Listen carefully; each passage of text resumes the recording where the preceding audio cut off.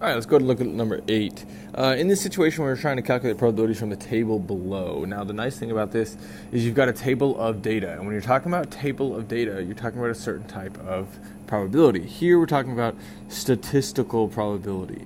Now, the difference between statistical and theoretical probability is basically how you get your data, basing it on theory or statistics. So here I've got some statistics that I'm basing it on. It's exactly what I'm doing.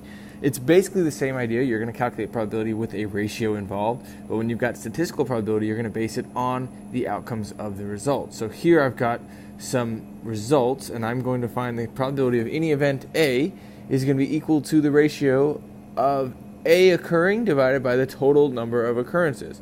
So in the first one, we've got to identify what is our event, or really in all of the events, all the problems, you've got to identify what the event is, and then you've got to figure out how many times that occurs in your data. So on the first example here, we're trying to identify a male. So our first event, our probability of A, is going to be selecting a male. So if you look at all of our data, we got to look at all of our data and say, okay, well, how many of our outcomes select a male? Well, we've got right here, all of those outcomes would select a male. So if we selected one random person from this entire data set, we'd have 18 plus 24 of the good options. So there's 18 plus 24 of the good options, and we're going to divide that by the total number of outcomes, and the total number of outcomes is going to be 60. So when I look at my ratio, 18 plus 24 over 60, when I do that math, and when you finish the calculation here, you're going to end up getting 32 over 60. I'll calculate that out to be a decimal in a minute, but for now, we can just leave that ratio right there. Continuing on, let's go ahead and look at number B. Now we're looking at another probability of an event. Here, we're going to go ahead and move on, and I'll go ahead and make my new probability event here. In this case, I want a male smoker. So I'm going to switch up the color here, a male smoker. So my event in this case, I'll use event B. I want a male smoker. So really it's a male and a smoker, but I'll just call it male smoker and it'll make sense. So I'm going to go ahead and erase my markings from earlier, and let's identify my male smoker. So first option is I'm looking for a male smoker. Well, there's only one part of this table that corresponds to male smokers, and it's actually this 18 right here. So that makes this math problem very, very straightforward. The number of good options that I've got are just 18 out of the total options, and the total options that I have are 60.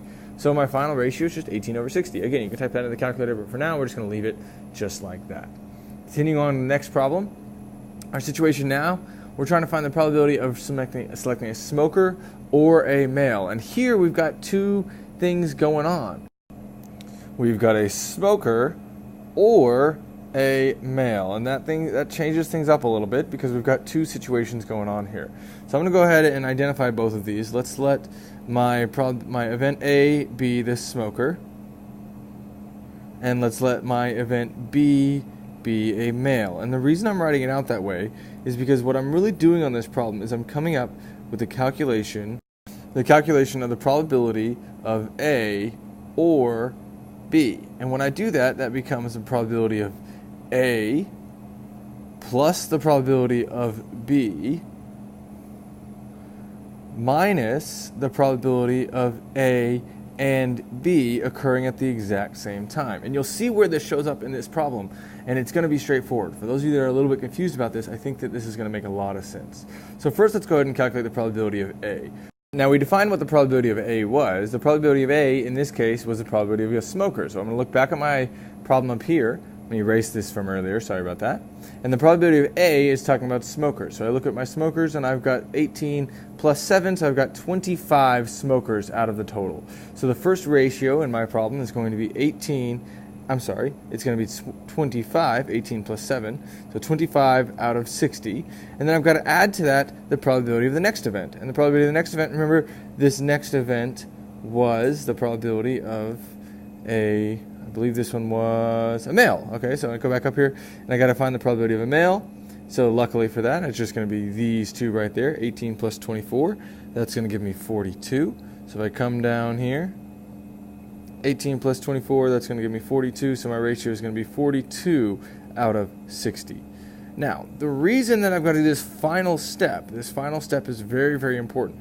This subtracting off of A and B at the same time. And hopefully you can see from my data chart up here at the top why I have to do that. I've calculated this 18 twice. I calculated it once when I gathered the orange probability and once when I gathered the purple probability. That's called double counting. And the reason you're double counting there is because these are non-disjoint events. The idea of becoming a smoker and a male are non-disjoint. You can be a male and a smoker, which is exactly what those 18 people are doing. So you've got two non-disjoint events and you're double counting. So you've got to subtract off that double count, which is exactly what we're going to do.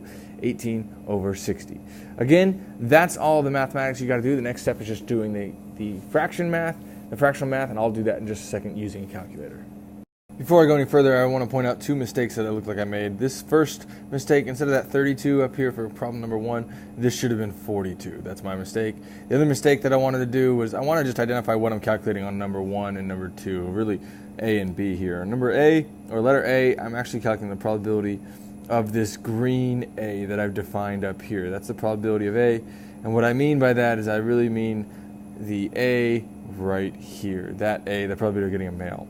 Continuing on to the next problem, on B, I was actually calculating the probability of B, where the B was defined over here, this blue B over here with the male.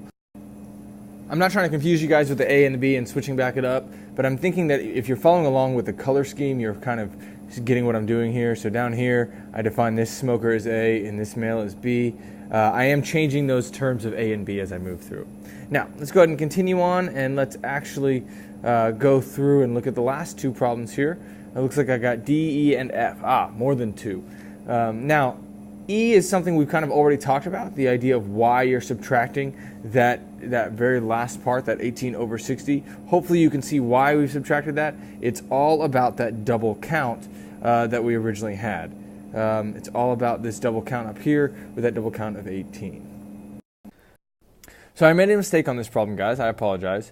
E is something that we have not solved in this course, so we are not going to be able to solve that. Some of you might think you know how to solve it, but there's one small little trick there, and I didn't mean to confuse any of you. So we're not going to actually do that problem. But let's go ahead and move down to F. So F reads, find the probability of randomly selecting two names, one after another without replacement, and picking two females. So what you may not notice here is there's actually two events going on. There's picking a female and then picking another female. So I'm going to go ahead and identify these with my A and B, kind of like we've done before. And the first event is going to be A, and it's going to be picking a female. But then right after I pick that female, what's going to happen is I'm not going to replace. It says right here, without replacement. So not replacing. So no replace. Okay. Then I've got event B. And event B, and I'll do some color coding here, event B is going to be the same idea. I'm going to grab another female. And hopefully you've identified that this is a probability of A and then B situation. So what's really happening is you've got the probability of A and then B. That's what that and symbol means. Remember, if you wanted to think about this, you could think of and then B. So you've got the probability of A and then B. And when you see the probability of A and B, then B, the calculation you should be looking at is the probability of A, which is the easy part.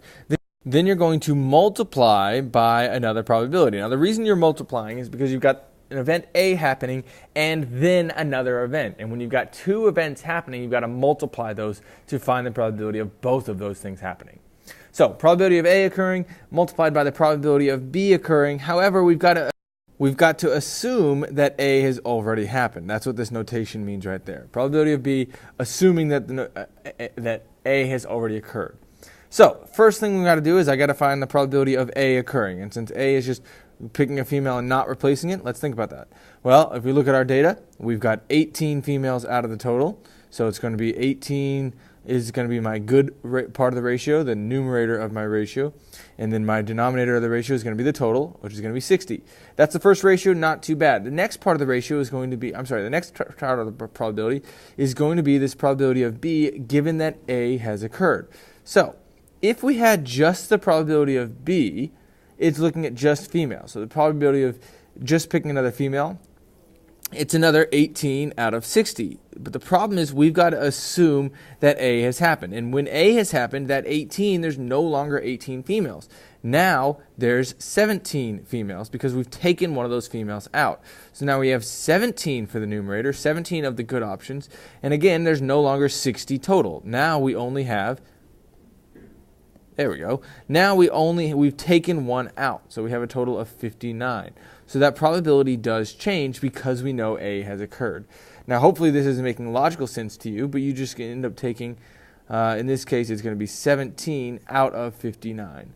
And then multiplying those out will give you the correct and final answer. I know at one point I said that I was going to type in the calculations, but I know that you guys all have the real answers on the little worksheet, the PDF that I posted online, so I'm not going to do the calculations here. Just know that you can type those into the calculator and get the final answers. So hopefully you feel ready to go, and I'm excited for that exam tomorrow.